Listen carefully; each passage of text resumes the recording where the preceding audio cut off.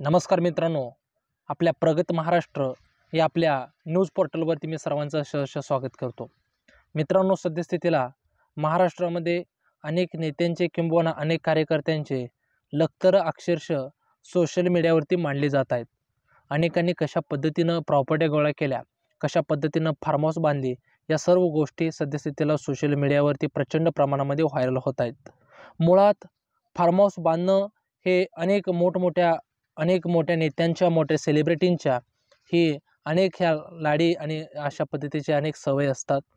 अनेक महाराष्ट्रातील बड्या नेत्यांची फार्म हाऊसेस, सेलिब्रिटींची फार्म हाऊसेस ही कर्जत या ठिकाणी बांधलेली आपणास पाहावयास मिळतात. मुळामध्ये महाराष्ट्रातील राजकारणामधील अनेक जण अनेक वेळेस सुट्टीसाठी फार्म हाऊसवरती जात असतात. त्यामध्ये सर्वात प्रथम महाराष्ट्रामधील उद्धव ठाकरे असतील, राज ठाकरे असतील, अजित पवार असतील, धनंजय मुंडे असतील, त्याचबरोबर इतरसुद्धा प्रमुख नेते असतील. अगदी प्रत्येक पक्षातील अनेक वरिष्ठ नेत्यांचे, आमदारांचे कर्जतला फार्म हाऊसेस आहेत. सद्यस्थितीला प्राजक्ता माळी हिची ज्या पद्धतीनं फार्म हाऊसची चर्चा झाली, त्यानंतर मात्र कर्जतमधील या फार्म हाऊस कल्चरला मोठ्या प्रमाणामध्ये सोशल मीडियावरती झोड उडताना आपणास पाहावयास मिळाली.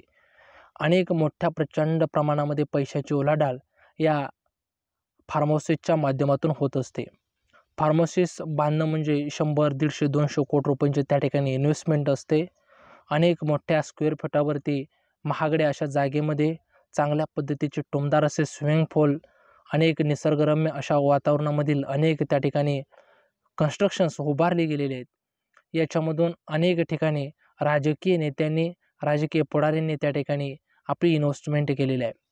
संजय राऊत असतील, अगदी पवार घराण्यामधील असतील किंवा अनेक नेते असतील, त्याचबरोबर अनेक मराठी, त्याचबरोबर बॉलिवूडमधील चित्रपटसृष्टीतील कलाकार असतील, यांची फार्म हाऊसेस आपणास कर्जत या ठिकाणी पाहावयास मिळतात.